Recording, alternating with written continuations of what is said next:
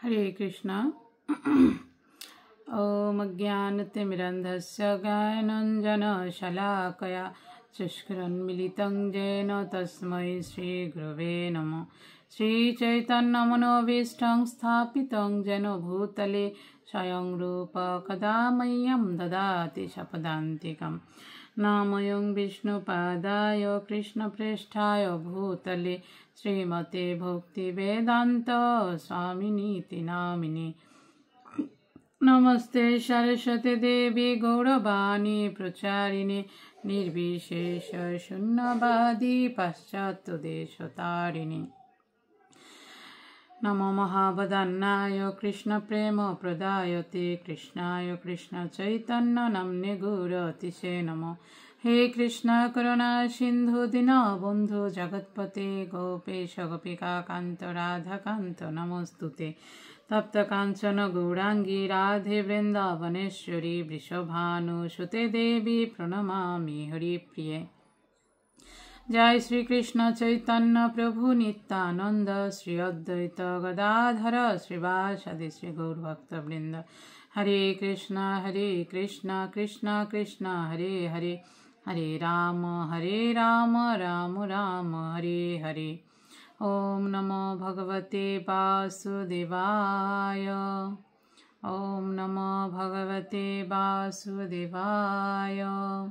ओम नमो भगवते वासुदेवाय। हरि ओम तत्सत्। हरे कृष्ण। तो আমরা গত ক্লাসে দশম অধ্যায় শেষ করেছিলাম যে শ্রীকৃষ্ণ দ্বারকার উদ্দেশ্যে যাত্রা করলেন। এবার একাদশ অধ্যায়ে শ্রীকৃষ্ণ দ্বারকায় প্রবেশ করবেন। শ্লোক 1 থেকে আমরা পড়ব। শ্রুত উবাচ আনর্তাংশ উপব্রজ্য স্পৃধ্যাঞ্জনপদাংশকান দধ্মোদরবরং তেষাং বিষাদংশময়ন্নিব। সুত গোস্বামী বললেন, তিনি মানে শ্রীকৃষ্ণ আনর্তদের দেশে অর্থাৎ দ্বারকা তার অতি সমৃদ্ধশালী মহানগরীর প্রান্তে উপস্থিত হয়ে তার আগমন বার্তা ঘোষণা করে যেন সেই দেশবাসীর বিষণ্ণতা প্রশমনের জন্যই তার মঙ্গল শঙ্খটি পাঞ্চজন্য শঙ্খ ধ্বনিত করলেন। ভগবানের শঙ্খের নাম আমরা জানি, তাই না? যে গীতা তো আমরা পড়েছি, পাঞ্চজন্যাং ঋষিকেশ দেবদত্তং ধনঞ্জয়, যে কৃষ্ণ পাঞ্চজন্যাং নামক শঙ্খ বাজালেন এবং অর্জুনের শঙ্খের নাম ছিল দেবদত্ত। এখানে বলছে যখন দীর্ঘকাল যেহেতু তিনি কুরুক্ষেত্র যুদ্ধের কারণে তার নগরী থেকে দূরে ছিলেন এবং অনেকে তখন তাকে দর্শন করতে পারেনি, তার রাজপ্রাসাদে মানে নগরীর যারা প্রজারা ছিল, তো তারা খুব বিষণ্ণ ছিল ভগবানকে দর্শন করতে না পেরে। তো ভগবান তাদের মনে আনন্দ সঞ্চার করার জন্য কি করলেন? প্রবেশ করার আগেই শঙ্খধ্বনি করলেন। শঙ্খধ্বনি করে তাদেরকে জানালেন যে ভগবান এসেছেন। বলছেন ভগবানের এই সমস্ত পার্শ্বদের হচ্ছে নিত্য মুক্ত আত্মা এবং ভগবানের প্রতি তাদের গভীর অনুরাগের ফলে তারা এক পলকের জন্য ভগবানের বিরহ সহ্য করতে পারেন না। তাই দ্বারকা নগরীর অধিবাসীরা বিষাদাচ্ছন্ন ছিলেন এবং তারা যে কোনো মুহূর্তে ভগবানের আগমনের প্রত্যাশা করছিলেন। তাই মঙ্গল শঙ্খের আগমন সূচক ধ্বনি বিষাদ প্রশমিত করে তাদের হৃদয়ে উৎসাহের সঞ্চার করেছিল। এগুলো কি ছিল? এবং যখন তারা শুনলেন তখন তারা সাথে সাথে ভগবানকে দর্শন করতে এবং তাকে যথাযথভাবে স্বাগত জানানোর জন্য উপস্থিত হয়েছিলেন। এগুলো হচ্ছে ভগবানের প্রতি স্বতঃস্ফূর্ত প্রেমের লক্ষণ। শ্লোক 2। স উচ্চাকাশে ধবলোদরোদর উরুক্রমস্য অধর সুনশোনিমা দদ্মায়মান করকঞ্জ সম্পুটে যথাব্জখণ্ডে কলহংস উৎসনা। শুভ্র স্ফীতোদর শঙ্খটি পরমেশ্বর ভগবানের করকমলে বিধৃত হয়ে তার দ্বারা ধ্বনিত হলে তার অপ্রাকৃত অধরুষ্টের স্পর্শে সেটি রক্তিমাভ হয়ে উঠেছিল। তখন মনে হচ্ছিল একটি শুভ্র রাজহংস যেন রক্তিমাভ কমলদলের মৃণাল মধ্যে উচ্চরবে খেলা করছে। কত সুন্দর না! আমরা জড়জগতে অনেক লেখক দেখি, লেখকদের লেখিকা লেখনীর প্রশংসা করি, কিন্তু দেখুন এখানে ভগবানের বর্ণনা কত সুন্দর করে যে বর্ণনা করা যায়। নর্মাল একটা বিষয়, শঙ্খ বাজিয়েছে, তাই না? আমরা তো নর্মাল দেখি শঙ্খ বাজিয়েছে, সেটাকে কত সুন্দর করে বর্ণনা করছেন। যে শঙ্খ বাজাচ্ছেন মানে কি হচ্ছে, এখানে বলছে শুভ্র স্ফীত উদর। আর শুভ্র পেটটা একটু শুভ্র থাকে, আর পেটটা কি ফোলা থাকে শঙ্খের। স্ফীত উদর শঙ্খটি কি করলেন তিনি যখন বাজালেন, তার ঠোঁটগুলো তো ছিল রক্তিম বর্ণ। ভগবানের ঠোঁট, অধর উষ্টের কথা বলা হচ্ছে এখানে, তার অধর উষ্ট, অধর এবং উষ্ট,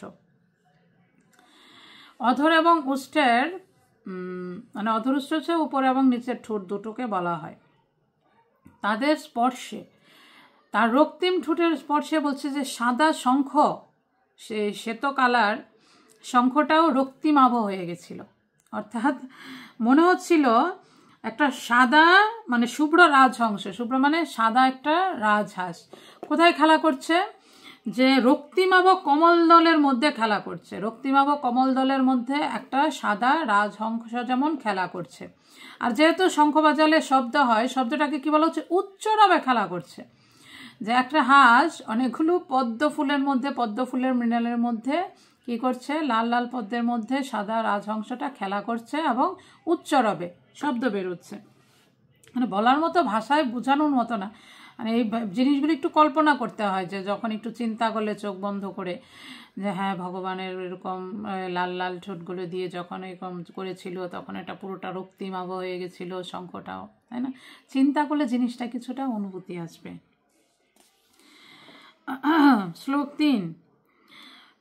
তমুপশ্রুত নিনদং জগদ্ভয় ভয়াবহম প্রত্যদ্বয় প্রজা সর্বা ভর্তৃ দর্শন লালসা। সংসারের মহাভয় বিনাশক সেই শঙ্খ নিনাদ শুনে সকল ভক্তবৃন্দের রক্ষাকর্তা পরমেশ্বর ভগবানকে দর্শনের বহু প্রতীক্ষিত বাসনায় দ্বারকাবাসী সকলেই তার প্রতি দ্রুত ধাবিত হলেন। যে শঙ্খনিনাদ কি সংসারের মহাভয় দূর করে। এছাড়াও দেখবেন আপনারা ভক্তরা গৃহে কি করে, ভক্ত বা মন্দিরেও শঙ্খ বাজানো হয়। বলা হয় শঙ্খের শব্দে যত অশুভ কিছু থাকে বা আপনার আশেপাশে যত নেগেটিভ এনার্জি, নেগেটিভ শক্তি থাকবে সব দূরীভূত হয়ে যায়। আর আমরা জানি ভগবানের শঙ্খ নারায়ণের হস্তে, তাই না? শঙ্খ চক্র গদা পদ্ম তার খুব পছন্দ, শঙ্খ প্রিয়, এই জন্য সবসময় শঙ্খ ধারণ করে রাখেন। তো সেই মহাভয় বিনাশক শঙ্খ নিনাদ শুনে কি করলেন, সকলে তার প্রতি দ্রুত ধাবিত হলেন, যে জলদি আসছে।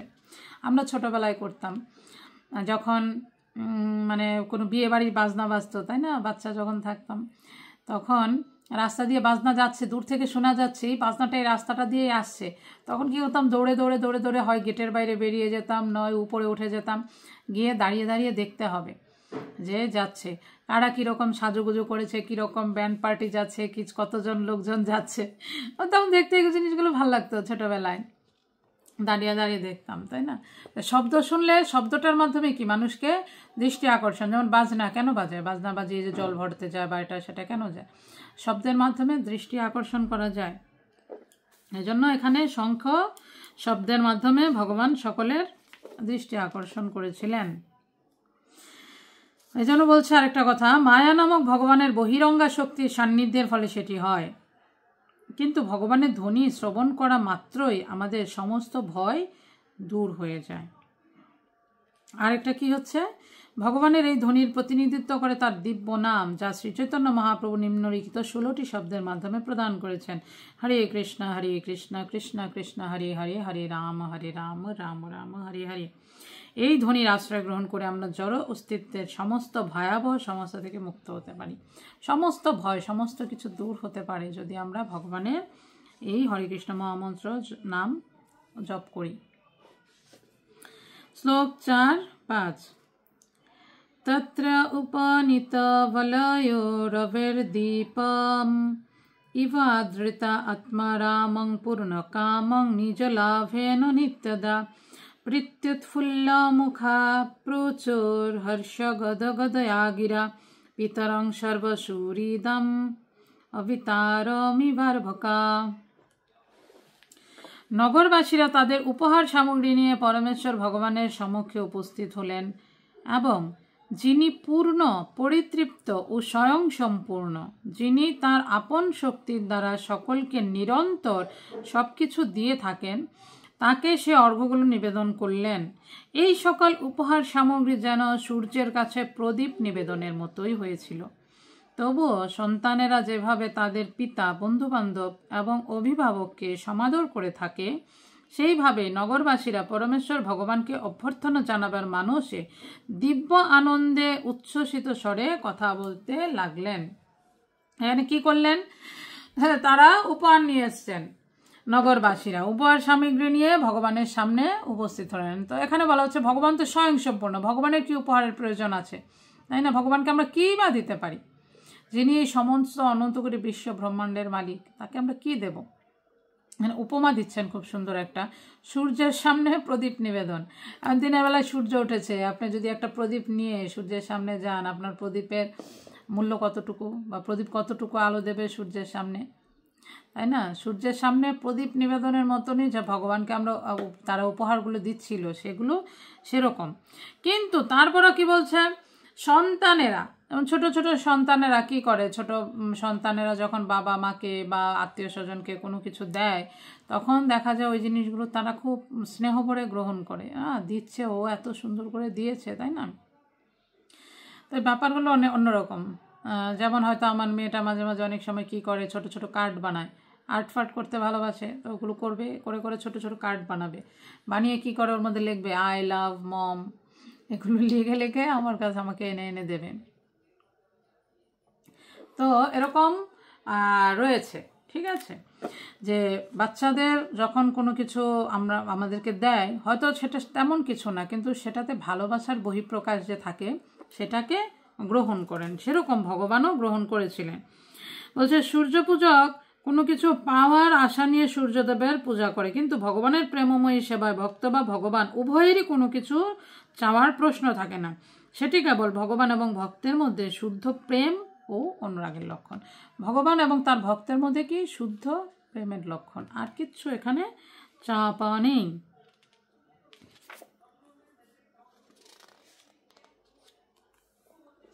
শ্লোক 6। নত্যস্মতে নাথ সদাঙ্গ্রি পঙ্কজম বিরিঞ্চ বৈরিঞ্চ সুরেন্দ্র বন্দিতম পরায়ণম ক্ষেমমিহেচ্ছতং পরম ন যত্র কাল প্রভবেৎ পরপ্রভু। প্রজারা বললেন, হে প্রভু, আপনি ব্রহ্মা, চতুষ্ষণ এবং ইন্দ্রাদি দেবতাদেরও পূজিত। যারা জীবনের পরম কল্যাণ লাভ করতে চায়, আপনি তাদের পরম গতি। আপনি জরাতীত পরমেশ্বর ভগবান এবং অপ্রতিহত কালও আপনার উপর তার প্রভাব বিস্তার করতে পারে না। আরেকটা বন্দনা আমরা এখানে পাচ্ছি, তাই না? আমরা এই পর্যন্ত অনেকগুলো বন্দনা পেলাম, মনে আছে তো কি কি পেয়েছি? প্রথমে কুন্তী দেবীর প্রার্থনা পেলাম, পরে ভীষ্মদেবের পেলাম, তারপরে পেলাম কি কুরুকুল রমণীরা করলো। এবার আমরা পাচ্ছি দ্বারকায় যখন ঢুকবে দ্বারকাবাসীরা করছেন, দ্বারকার প্রজাবৃন্দ, যে আপনি কি ব্রহ্মা, চতুষ্ষণ, ইন্দ্রাদি বিভিন্ন দেবতাদের দ্বারাও পূজিত। কেউ হচ্ছে ভগবানের সমকক্ষ নন, অথবা কেউ ভগবান থেকে শ্রেষ্ঠ নন। বলা হচ্ছে সেটি সমস্ত শাস্ত্রের নির্দেশ। সেই সরল সত্যটি আমরা ভুলে যাই, তখনই আমরা মায়াচ্ছন্ন হয়ে পড়ি এবং তার ফলে আমরা ত্রিতাপ দুঃখের কবলীভূত হই। অভিজ্ঞ জীবের শুদ্ধ চেতনা হচ্ছে ভগবত চেতনা, যার ফলে সে সর্ব অবস্থাতেই ভগবানকে প্রণতি নিবেদন করে। তো এই জিনিসটা কি আমরা ভুলে যাই যে ভগবান হচ্ছেন সব কিছুর মালিক, ভগবান হচ্ছে পরমেশ্বর ভগবান, সমস্ত দেবতারাও পূজিত, এবং বলছে আপনি তাদের পরম গতি, যারা জীবনের পরম কল্যাণ লাভ করতে যায় তাদেরও পরম গতি। আমরা যখন ভগবানকে ভুলে যাই, তখনই আমাদের কি করতে হয়? জড়জগতে এসে দুঃখ দুর্দশা ভোগ করতে হয়। কিন্তু জীবের চেতনা যখন শুদ্ধ হয়, এরকম গীতা ভাগবতমের বিভিন্ন জ্ঞানের মাধ্যমে জীব যখন বুঝতে পারে যে আমি হচ্ছি কৃষ্ণের নিত্য দাস, ভগবানের সেবক, আমি তার সেবা করা দরকার, তখনই আমরা কি করি? সেই শুদ্ধ চেতনায় ফিরে আসি। শ্লোক 7। ভবায়নস্ত্যং ভব বিশ্বভাবনা তমেব মাতাথ সুরিত পতি পিতা তং সদ্গুরুর্ন পরমং চ দৈবতম যস্যানুবৃত্ত্যা কৃতিনো বভূবিম। হে জগতের সৃষ্টিকর্তা, আপনি আমাদের মাতা, শুভাকাঙ্ক্ষী, প্রভু, পতি, পিতা, গুরু এবং আরাধ্য ভগবান। আপনার পদাঙ্ক অনুসরণ করে আমরা সর্বতোভাবে সার্থক হয়েছি। তাই আমরা প্রার্থনা করি যেন আপনি সর্বদাই আমাদের উপর আপনার কৃপা বর্ষণ করেন। তো সজ্জীবেরা তার সৎ উপদেশ অনুসরণ করার জন্য কি করেন? ভগবানের কাছ থেকে কৃপা আশীর্বাদ প্রার্থনা করেন। হে ভগবান, আমরা যেন সমস্ত অবস্থায় যে কোনোভাবে আছি আপনার নির্দেশ পালন করে চলতে পারি। মনুষ্য জীবন হচ্ছে ভগবানের সঙ্গে আমাদের নিত্য সম্পর্কের কথা অবগত হয়ে পারমার্থিক জীবন লাভের একটি সুযোগ। ভগবানের সঙ্গে আমাদের সম্পর্ক নিত্য, সেই সম্পর্ক কখনো ছিন্ন করা যায় না বা বিনষ্ট করা যায় না। সাময়িকভাবে হয়তো আমরা ভুলে যেতে পারি যে ভগবানের সাথে আমাদের কি সম্পর্ক রয়েছে, কিন্তু বলছে এখানে প্রভুপাদ তাৎপর্য যে ভগবানের সাথে যে আমাদের সম্পর্ক তা নিত্য, সবসময় আগেও ছিল, বর্তমানেও আছে, ভবিষ্যতে থাকবে। কিন্তু সাময়িকভাবে হয়তো সেই জিনিসটা আমরা ভুলে গেছি। কিন্তু আমরা যদি তার নির্দেশ অনুসরণ করি, যা সর্বদা এবং সর্বত্র শাস্ত্রে প্রকাশিত হয়েছে, তাহলে তার কৃপায় সেই সম্পর্ক পুনর্জাগরিত করা যেতে পারে। ভগবানের সাথে যে আমাদের সম্পর্ক, সেটা আমরা কি করতে পারি? পুনর্জাগরিত করতে পারি, যদি আমরা তার নির্দেশ অনুযায়ী চলি এবং শাস্ত্র নির্দেশ অনুযায়ী চলি। শ্লোক 8। অহো সনাথা ভবদাস্ম যদ্বয়ং ত্রৈবিষ্টপানামপি দূরদর্শনম প্রেমস্মিত স্নিগ্ধ নিরীক্ষণাননং পশ্যেম রূপং তব সর্বসৌভগম। আহা, এটি আমাদের পরম সৌভাগ্য যে পুনরায় আপনার কৃপায় অনাথ আমরা সনাথ হয়েছি। আপনি স্বর্গের দেবতাদের দুর্লভ দর্শন, আপনি ফিরে আসায় আপনার ঈষৎ হাস্যযুক্ত স্নেহদৃষ্টিময় বদনমণ্ডল এবং সর্বমঙ্গলময় এই অপ্রাকৃত রূপ আমরা দর্শন করতে পারছি। যা আপনার কৃপায় কি হয়েছে? আমরা অনাথ ছিলাম, যেহেতু এতদিন ছিলেন না অনাথ। অনাথ কি? যার কেউ না থাকে তাকে অনাথ বলা হয়। তো তারা তো ভগবানকে সব কিছু মানত, যেটা আমরা 7 নং শ্লোকে দেখেছি। আপনি আমাদের মাতা, পিতা, প্রভু, পতি, গুরু, ভগবান সব আপনি। তো সুতরাং তিনি যখন ছিলেন না, তার মানে প্রকৃতপক্ষে তারা অনাথ ছিল। যে আপনার কৃপা আমরা অনাথ থেকে এখন সনাথ হয়েছি। আপনি এখন আপনার যেই দর্শন, সেই দর্শন দিয়ে আমাদেরকে কৃপা করছেন। আপনার যে অপ্রাকৃত দর্শন আমরা লাভ করতে পারছি। এখানে তাৎপর্য ছিল, প্রভুপাদ উল্লেখ করছেন যে ভগবানের শুদ্ধ ভক্তরাই কেবল তার শাশ্বত সবিশেষ স্বরূপ দর্শন করতে পারেন। কিন্তু দ্বারকার অধিবাসীরা সকাম কর্ম এবং মনোধর্মী জ্ঞানের জড়কলস থেকে মুক্ত শুদ্ধ ভক্ত হওয়ার ফলে ভগবানের কৃপায় প্রত্যক্ষভাবে তাকে দর্শন করতে পারেন। সেটি হচ্ছে জীবের আদি স্থিতি এবং আমাদের স্বাভাবিক স্বরূপ পুনর্জাগৃত করার মাধ্যমে তা লাভ করা যায়, যা কেবল ভগবত ভক্তির দ্বারাই সম্ভব। একমাত্র ভগবত ভক্তির দ্বারাই কি আমরা আমাদের সেই স্বরূপ আবার ফিরিয়ে নিয়ে আসতে পারি। কি স্বরূপ? যে ভগবানের যে সবিশেষ রূপ রয়েছে, আর আমরা ভক্ত হিসেবে ভগবানের সেবা করাই হচ্ছে আমাদের কাজ। জীবের স্বরূপ হয় কৃষ্ণের নিত্য দাস। আমরা মানতে চাই না। আমরা কি ভগবানের চাকর নাকি? তাই না? আমরা কি যেমন কেউ যদি কোনো মন্দিরে যাই কিছু করতে বলে, আমরা কেউ চাকর নাকি? ওর কথা শুনতে হবে। যেমন অনেক সময় এরকম ঘটনা ঘটে, আমরা হয়তো যখন গৌর পূর্ণিমা ফেস্টিভ্যাল হয় তখন আমরা প্রসাদ সার্ভিস সেবা করতে যাই। কিছু অনেক জায়গা থেকে অনেক ভক্তরা এসে সার্ভিসে সেবা করি। তখন অনেকে অনেক সময় আছে অনেক খারাপ ব্যবহার করে। ওদের ভাবটা হচ্ছে টাকা পয়সা দিয়ে এসেছি, তো তোমরা সবাই আমাদেরকে আরও ভালো করে ইয়ে করো, হ্যান করো, ত্যান করো, বিভিন্ন ধরনের একটা অহংকার আছে না, একটু টাকা পয়সা হয়তো আছে, অহংকার। তখন এরকম অনেক সময় অনেকে আছে খুব রুড ব্যবহার করে। তখন মনে হয় যে না, এরা কোন জগতে আছে, ভগবানের ধামে এসছে, কিন্তু ভগবানের ধামে এসে তাদের মানসিকতা এখনও চেঞ্জ করতে পারছে না। হয়তো মনে করুন আপনি মন্দিরে এরকম অনেক সময় হয়তো বসেছেন, কেউ একটু বসার জায়গা কম পাচ্ছে, ঝগড়া লেগে গেছে। হয়তো আপনি হাঁটছেন, কারো গায়ে একটু হাত পা লেগে গেছে, ঝগড়া লেগে যাচ্ছে, তাই না? যে নিজেদের মন্দিরে ঢুকলেও ওই নিজেদের ভেতরের যে অহংকার, সেই জিনিসগুলো বুঝতে পারে না। মন্দিরে কেন এসেছি? ভগবানের কাছে এসেছি। আর ভগবানের সাথে আমার সম্পর্ক কি? সেই সম্পর্কটা তো আমাকে পুনঃপ্রতিষ্ঠা করতে হবে, তাই না?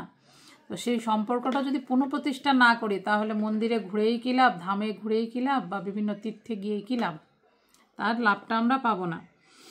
তো এখানে যে ভগবানের দর্শন করে কি ঈষৎ হাস্যযুক্ত স্নেহ দৃষ্টিময় বদনমণ্ডল এবং সর্বমঙ্গলময় অপ্রাকৃত রূপ দর্শন করতে পারছি। আমাদের মন্দিরে আসলে, ধামে আসলে সেই ভাবটা আমাদের মধ্যে থাকা উচিত যে ভগবানকে আমরা কৃপা করে, ভগবান অর্চা বিগ্রহ রূপে দর্শন দিয়েছেন, আমরা দর্শন করতে পারছি।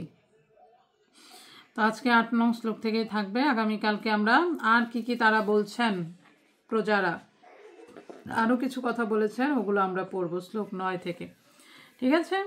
বাঞ্ছা কল্পতরুভ্যশ্চ কৃপা সিন্ধুভ্যেব চ পতিতানাং পাবনেভ্যো বৈষ্ণবেভ্যো নমো নমঃ।